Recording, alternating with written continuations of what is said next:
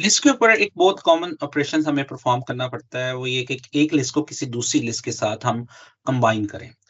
इस प्रोसेस को हम कॉन्कैटिनेशन भी कहते हैं। तो लेट्स से हमारे पास एक लिस्ट है एल, उसके अंदर ये 3 एलिमेंट्स हैं और हम क्या करते हैं, एल को कॉन्कैटिनेट करना चाहते हैं एक दूसरी लिस्ट के साथ।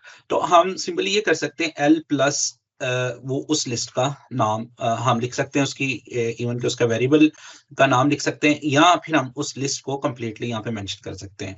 तो ये क्या करेगा, पाइथन इन दोनों लिस्ट को मर्ज कर देगा और फाइनली हमारे पास ये लिस्ट आ जाएगी जिसके अंदर पहले 3 एलिमेंट्स एल के होंगे और दूसरे 2 एलिमेंट्स दूसरी लिस्ट के होंगे। अगर उसमें 2 से ज्यादा 5-6 एलिमेंट्स हैं, वो सारे उसके आगे उसके साथ कॉन्कैटिनेट हो जाएंगे। तो इस तरह लिस्ट हम 2 लिस्ट को कंबाइन कर सकते हैं प्लस के ऑपरेटर के साथ। प्लस का ऑपरेटर कि अगर 2 साइड पे लिस्ट होंगी तो वो दोनों को एक दूसरे से मिलाकर एक तीसरी लिस्ट जो है वो रिटर्न कर देगा और उसकी वैल्यू L1 में आ जाएगी।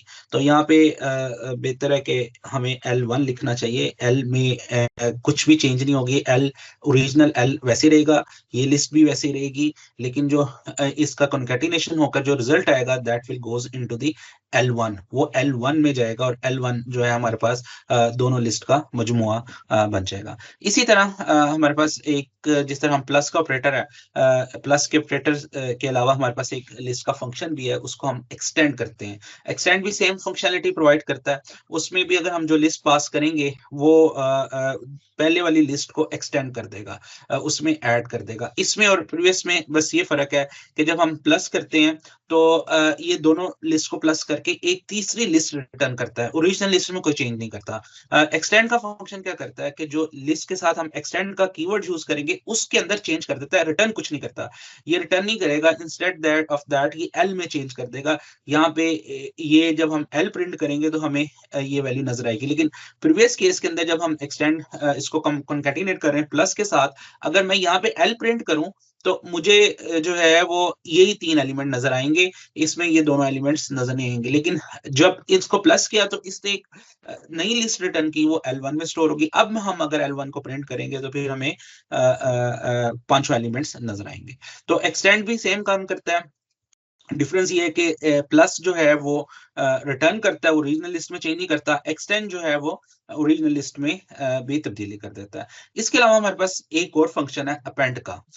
अपेंड का फंक्शन भी लिस्ट में ऐड करता है, लेकिन इसमें और उसमें थोड़ा सा फर्क है। एक्सटेंड क्या करता है कि हमारे पास 3 एलिमेंट थे एक लिस्ट के अंदर, और जब हमने उसके साथ अपेंड का कीवर्ड एक्सटेंड का कीवर्ड यूज किया था ये वाला, तो उसने उन एलिमेंट्स को पिक किया वन बाय वन और उसको फोर्थ पोजीशन पे, इसको फोर्थ पोजीशन पे, थर्ड पे रख दिया और इसको फोर्थ पे रख दिया।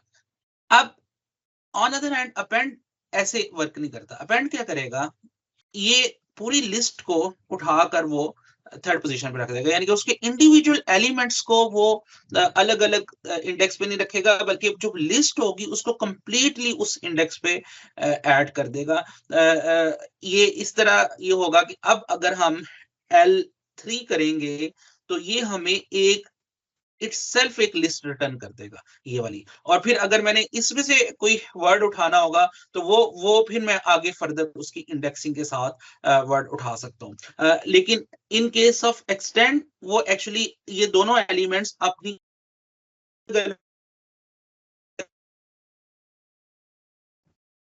तो ये तमाम list as a single element जो है वो स्टोर हो रही है। ये फर्क है अपेंड में, एक्सटेंड में और इसके साथ साथ कॉन्कैटिनेशन प्लस ऑपरेटर में। तो फाइनली ये तो हमने लास्ट टाइम भी देखा था, अगर हमारे पास कोई लिस्ट हो और अगर हम इंडिविजुअल एलिमेंट को अपडेट करें, L0 is equal to hard rock कर दें, तो ये जो डिस्को है ये इसको रिप्लेस देगा, और जो नई लिस्ट हम अगर L को दोबारा प्रिंट करेंगे तो ये प्रिंट हो जाएगा। ये वाली फंक्शनैलिटी स्ट्रिंग के केस में वैल्यूबल नहीं होती, क्योंकि स्ट्रिंग जो है वो इम्यूटेबल डाटा टाइप है, उनमें एक दफा वो बन जाती है तो उनमें इंटरनली चेंज नहीं हो सकती।